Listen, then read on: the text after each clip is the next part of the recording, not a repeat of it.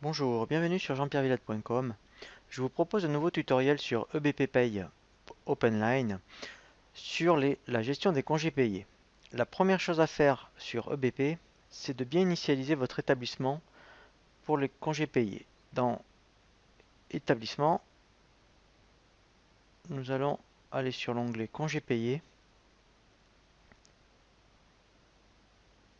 Donc, première chose à indiquer, c'est de laisser par défaut le planning temps plein. Il s'adaptera à tous les salariés qui donc font 151h67. Lorsque vous aurez des temps partiels ou des contrats particuliers sur la gestion des plannings, on pourra créer un planning particulier pour chaque salarié et en fonction des congés payés, il déduira le nombre de jours exact. Donc nous verrons dans un prochain tutoriel la gestion des plannings. Par la suite, il faut indiquer le mois de clôture. Donc par défaut c'est le mois de mai, sauf pour le bâtiment où il faudra indiquer le mois d'avril. Ensuite, il faut indiquer le nombre de jours de congé. Donc soit vous êtes en mode de jours ouvrables, c'est-à-dire sur 30 jours par an, ou en jours ouvrés, soit 25 jours par an. Donc lorsqu'on est en jour ouvrable, par défaut, il met 2,5 par mois. Pour la valorisation des jours de congé payés, lorsque vous êtes en jour ouvrable, il calculera sur 26 jours. Ensuite, si votre convention collective prévoit des congés supplémentaires, il suffit ici d'indiquer le nombre de jours de congés supplémentaires que votre convention collective prévoit. On peut par exemple mettre 1 si votre convention collective prévoit un jour de congé supplémentaire. Ici, c'est la provision des congés payés. C'est très intéressant lorsque vous ferez votre bilan. Il suffit d'indiquer les taux de charge fiscales et le taux de charge social. Alors, votre expert comptable doit vous indiquer ces taux-là. Il suffira donc de les indiquer ici et il y a une édition qui est vraiment prévue pour la gestion des provisions des congés payés. Ensuite, la gestion des congés payés par ancienneté. Si votre convention collective prévoit des congés supplémentaires pour ancienneté, vous pouvez donc cocher ici cette information et ensuite, lorsque votre salarié prendra des congés, il déduira d'abord les congés payés sur ancienneté et ensuite les congés payés N-1. Voilà, donc si votre convention collective le prévoit, c'est intéressant de le cocher. Une fois que dans l'établissement, vous avez prévu la gestion des congés payés, il faut aller dans les fiches salariés. Nous allons voir donc deux cas de figure. Lorsque vous reprenez un logiciel de paye pour initialiser les congés payés sur N-1 pour un salarié, ou alors lorsque vous commencez votre paye depuis le mois de janvier, et c'est le logiciel lui-même qui va incrémenter les jours de congé, et on verra la saisie des absences congés payés. Donc je vais prendre un exemple sur un salarié. Donc la première chose que l'on va voir, c'est la gestion des congés payés au niveau de la fiche salarié. Dans l'onglet bulletin, voilà, vous avez une option compteur. Voilà.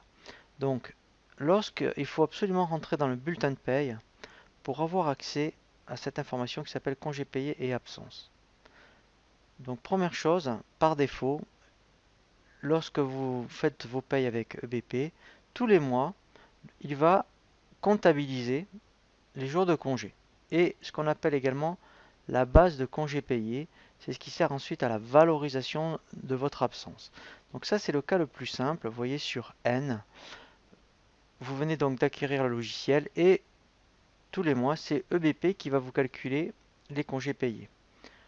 Il y a un autre cas de figure, si l'année dernière, vous étiez votre bulletin de paye par votre expert comptable, et que vous venez donc d'acheter un logiciel pour pouvoir faire vos payes, il faudra faire ce qu'on appelle une reprise de congés payés.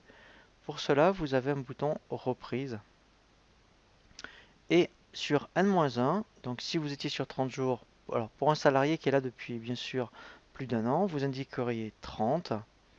S'il a pris, mettons, 25 jours, voilà, et la base des congés payés. Alors, la base des congés payés, il faudra indiquer effectivement les salaires Voilà, vous voyez, c'est bien indiqué. Il y avait une petite infobulle. Donc entre le 1er juin et le 31 mai, mais de l'année dernière. Donc je vais mettre vraiment au hasard, mettons, allez, 15 000 euros. Voilà, donc ça, c'est ce qu'on appelle une reprise de congé payé. Il faudra absolument le faire si en fait vous avez EBP paye depuis cette année, mais que déjà l'année dernière il y avait déjà des payes qui existaient. Il faut absolument reconstituer les compteurs. Voilà, donc là, vous voyez, c'est sur N-1 et on aurait pu aussi indiquer des jours par ancienneté. Ensuite, donc, on va prendre le cas où au mois de février, la personne a pris, admettons, 2 jours de congés payés. Vous avez un onglet ici, saisie des congés absence. On indique tout simplement, grâce au planning, les jours où elle a été absente. Donc on va dire, mettons, du 1er au 2 février. Et on clique sur le bouton, alors ajouter. Vous voyez qu'ici, c'est très important, vous avez toutes les absences que connaît EBP. Il suffit donc de choisir l'absence appropriée, donc ici congé payé.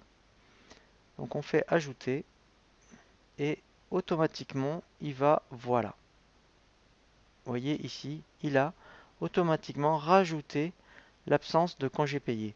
Alors, vous pouvez remarquer également que vous avez deux rubriques d'indemnité congé payé, une pour N et une pour N-1. Comme il reste des jours sur les compteurs de l'année dernière, il va d'abord défalquer sur N-1. Voilà. Ensuite, il suffit de faire voilà, calculer, on enregistre et on va faire un aperçu. Et il va également mettre, ce qui est intéressant, vous voyez, sur la rubrique d'absence, vous avez un petit i, les dates d'absence de congés payés. Donc quand on fait un aperçu, voilà. Vous pouvez voir ici directement l'absence de congés payés. Alors, il est bien indiqué en plus que c'est sur N-1. Comme ça, le salarié verra que c'est sur vraiment les jours qui lui restaient de l'année dernière, avec les dates à laquelle il les a prises. Voilà. Et ici, on voit bien en bas, voilà, un état des compteurs. Voilà, donc comme il en restait 5, voilà, maintenant il en reste plus que 3 et sur N-1 et il est en train d'acquérir sur N. Voilà pour le tuto sur le congé payé sur EBP Pay. Je vous dis à très bientôt sur japiervillade.com